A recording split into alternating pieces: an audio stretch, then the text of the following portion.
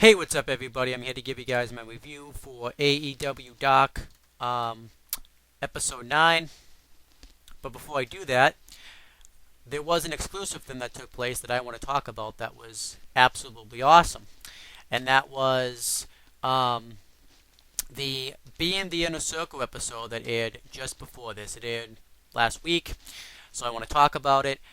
So, as we know, at the end of the Be in the Elite episode, episode 181, Proud and Powerful and Sammy Guevara stole the Be in the Elite camera from Brandon Cutler.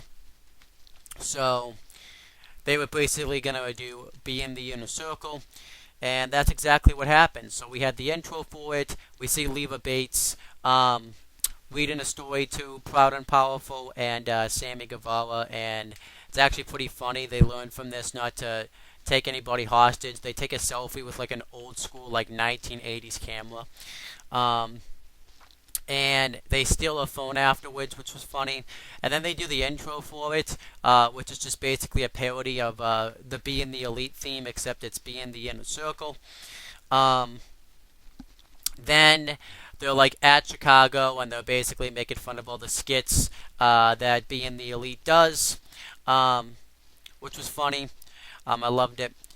And they do the mailbag, and they just answer a bunch of parody questions. It was quite great. It shows Sammy Guevara walking in, and Jake Hager is editing the episode, and he doesn't say anything the whole episode. And when they cut to him, they just take it as if he said something, which is great. Then Proud and Powerful and Sammy Guevara are in there, and they're about to make fun of Merch Freak. So Santana's about to do it, but then Nick Jackson pops up from like above the lockers, and he puts a Young Bucks t-shirt on Ortiz, and everybody runs away when they take off the shirt. And then Matt Jackson and Brandon Cutler come in and find the camera, and Nick Jackson's just acting all weird, and Matt and Brandon are like, "What the hell are you doing?" And then that was that.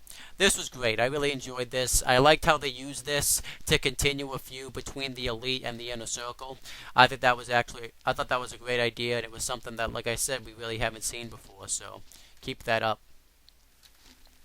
So then we have AEW Doc, episode 9, and this episode was called Chicago, Illinois, since it took place in Chicago. And we had the hosts, Tony Schiavone and Dasa Gonzalez, and throughout much of this episode, they were like in the arena in Chicago, so I like that they're changing that up now. And we had the commentary team of Excalibur and Nyla Rose. Shauna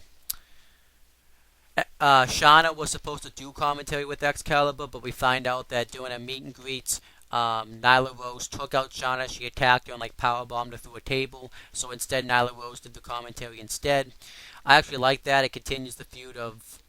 It's a way to do feuds outside of AEW company. So I thought that was great. But it kicked right off with the match. It was Brandon Cutler versus Jimmy Havoc. Quite good stuff.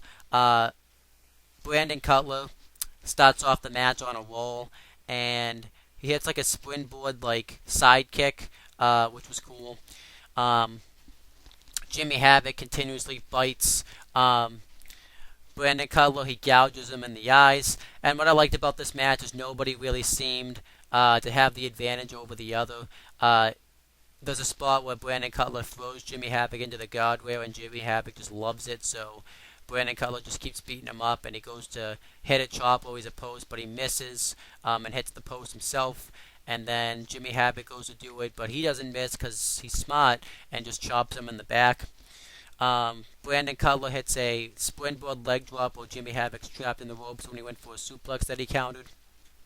But then eventually the finish comes when Jimmy Havoc hits an acid raidmaker for the win.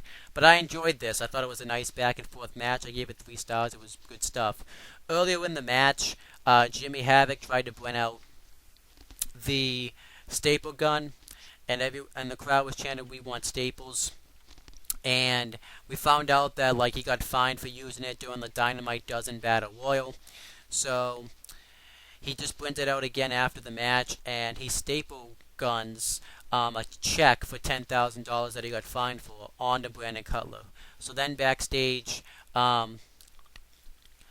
people are confronting him about it, and Jimmy Havoc says that you signed me knowing I was going to be a liability, and I'm going to keep staple gunning people, and I'm just going to keep staple gunning checks on everybody. So I love it. It's pretty much he doesn't give a damn. And the match itself that they had was 3 stars. It was quite good stuff. Then we had Sean Spears with Tully Blanchard versus Sonny Kiss. And Nyla Rose, actually, I should say, was pretty decent on commentary. She was basically being full-fledged heel. But there was some like cringy things that she had, like anytime Excalibur would say duty, she would do that joke when, she would laugh that he said it, which was stupid. But yeah, it's Sean Spears versus Sonny Kiss. Good stuff. Sean Spears makes fun of Sonny Kiss because he's so flamboyant and just thinks he's a Joe character. And Sonny Kiss does the best he can at first to fight him off. He hits a split. But then eventually Sean Spears just wrecks him and basically squashes him and hits a rolling Death Valley driver for the win. And Sean Spears wins. I thought the match was good. I gave it 3 stars. I thought it made Sean Spears look really strong. And I actually like that he beat him quickly because that actually would make sense in real life. And then afterwards, Tully Blanchard and Sean Spears hit the double spiked pile driver on the floor. So that was cool. Then we had a little bit of the bubbly ad. Plugging Chris Jericho's Thin. And then we had some fun. We had the Jurassic Planet video package, where if you've ever watched Animal Planet, it's basically the same thing, where someone's narrating facts about Jurassic Express. Like you have Jungle Boy, who's a very good hunter, and he is the cleanest animal.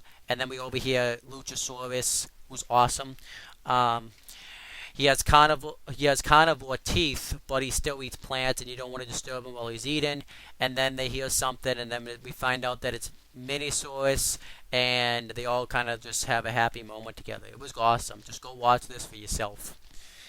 Then we had the main event. It was a tag team match. It was Proud and Powerful versus Jungle Boy and Marco Stunt.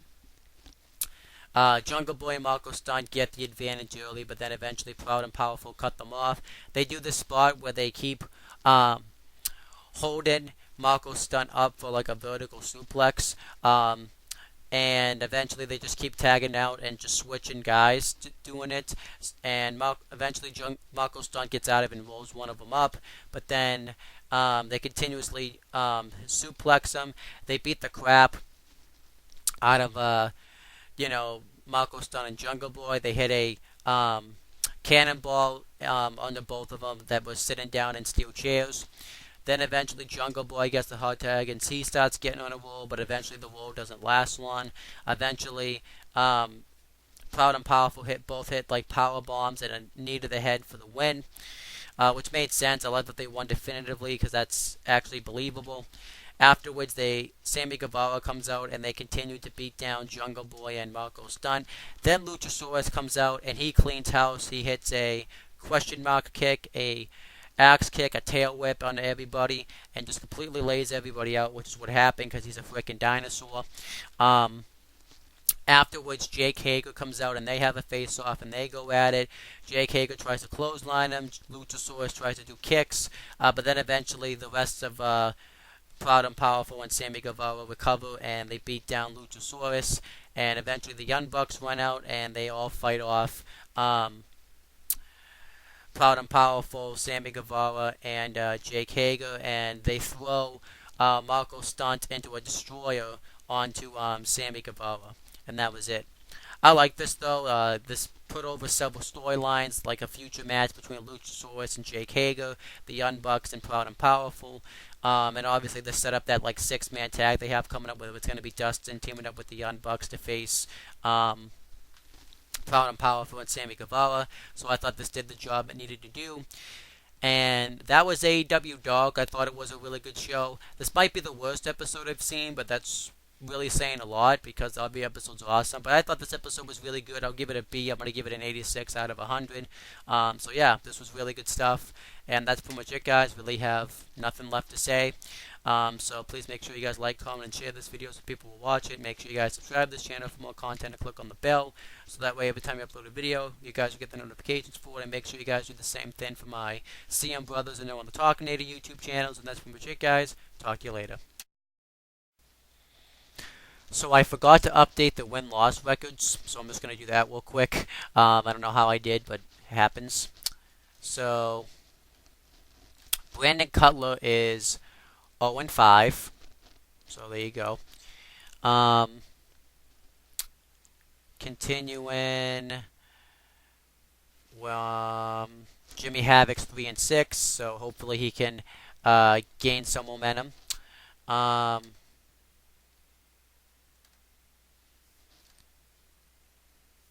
Sean Spears is 5-4, so he's doing very well. And Sonny Kiss is 2-2, so he's doing all right.